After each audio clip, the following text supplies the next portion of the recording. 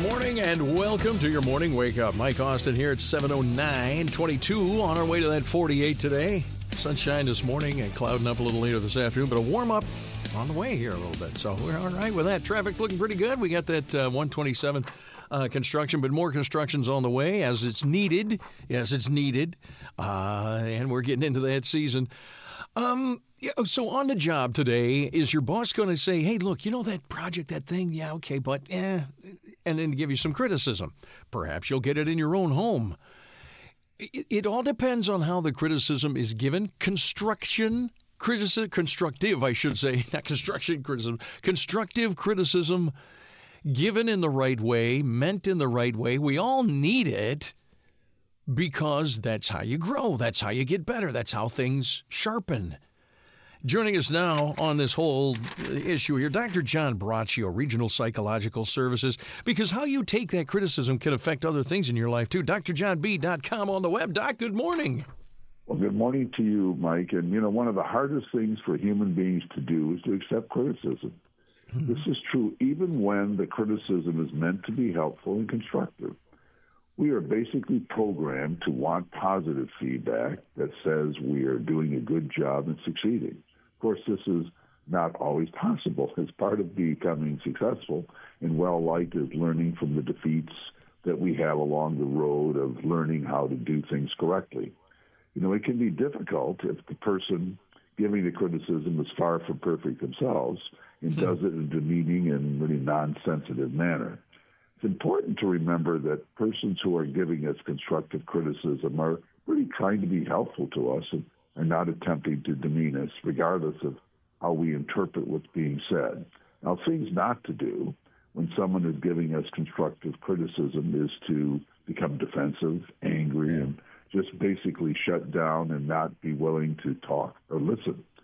The appropriate way to deal with constructive criticism is to keep calm, actively listen to make sure we really understand what the criticism entails, ask clarifying questions if we're not sure about it, and be grateful that somebody is taking the time to try to help you and come up with some type of an action plan that can allow you to overcome appropriate areas of concern. Now, it also is important to take constructive criticism not as an attack on you personally, but an attempt by someone really just cares, trying to help you improve. Now, the most obvious interactions that persons receive constructive criticism are in personal and family relationships with spouses, partners, and friends, as well as in the work setting.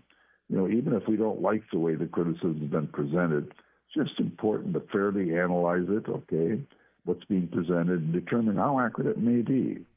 There will sometimes be cases where you've done something completely fine, and someone is simply criticizing you for not doing it the way they would do it. This, by the way, can be very annoying.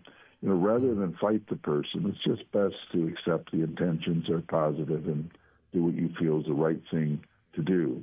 Now, obviously, if this is where you work, if it's your employer, and he wants you to do it a certain way, well, even if you think your way is better, you just do it that way. That's just the way it happens when you're in a work setting. Now, something important to do is to make sure you don't take constructive criticism personally.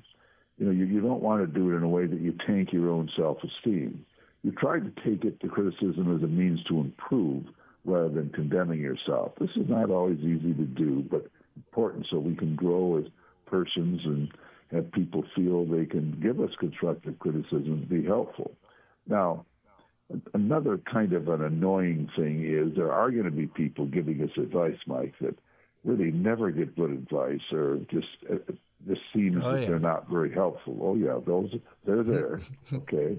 And I think in cases like that, we just try to be tolerant. The person's trying to be helpful. There may be something in there, but probably it's not going to be much helpful. But that's just part of the road of life that we have to deal with. But just try to take it, try to listen, and if there is something, we use it. Otherwise, we just kind of move on. Now, the overall point today is that constructive criticism can be very helpful if we're willing to take it as a way to help us improve and not something to take personally and negatively impact our self-esteem and our relationship with the person offering it. Now, the thing that I find in life is There are just a lot of people, though, that just they take any type of criticism negatively. They can get angry, they can respond back in a bad way, and that's really not good, Mike, because we really all need to learn how to be more effective. I don't care how effective you are at this particular moment, and you're great at what you do.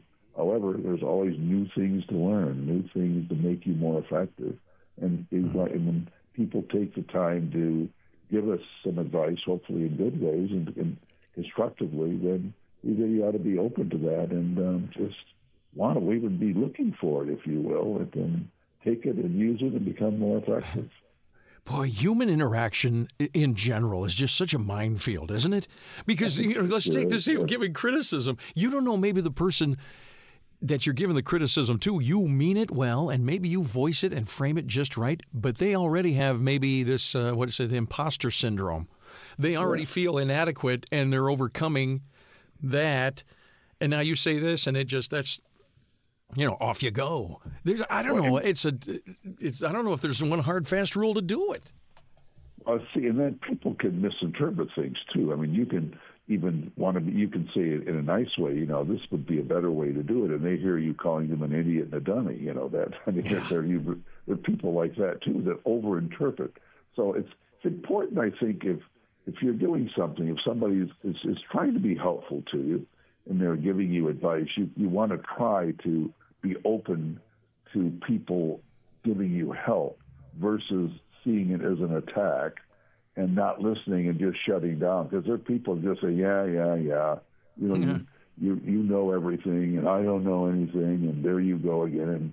And that happens sometimes, too, when you're trying to be helpful. It happen with children, it happen with friends, happen with just people you work with that just are going to take things negatively. So I think we need to be open that people are trying to be helpful. And even when there are people that just don't have tact and they just say, that's not the way to do it. I mean, come on, do it this way. I mean, if you can try to sometimes disengage me from the tone and just try to figure, is there something I can use and that can be helpful here?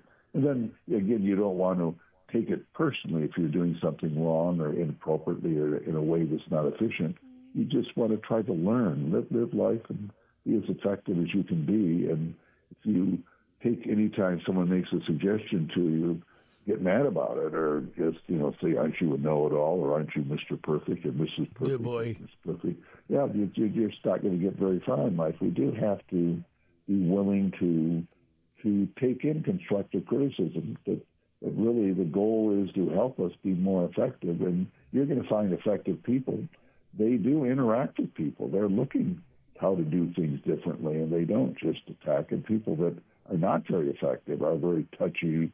They don't want to hear someone telling them how to do things differently. And not only are they unhappy, but they make it difficult for people that are really trying to be helpful to them. And the worst thing to do is if people feel afraid to give you advice on how to do things better, and they hold back, and then you can be doing a lot of things that waste a lot of time and make you not being that effective if people are afraid to even give you advice. That's not a good idea at all. That'll infect a business big time and really hamper its growth and all of that, too. Dr. John Braccio, well, I'll tell you what, if you are, maybe you got the imposter syndrome, at work, or if you've got troubles at your own family, drjohnb.com on the web, but also reach out to Regional Psychological Services, his whole staff, man. You guys, good work over there. Hey, Doc, guess what?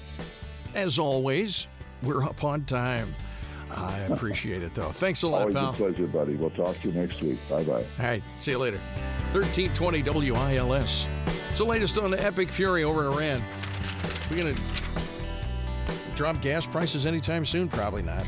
Evan Brown has that for us. Then Tanya Kraus-Phelan from Cooley Law School up after 7:30. Talking about the Supreme Court taking up these ballots coming in after Election Day. 1320 WILS in your morning wake up. Mike Austin back with you in just a second.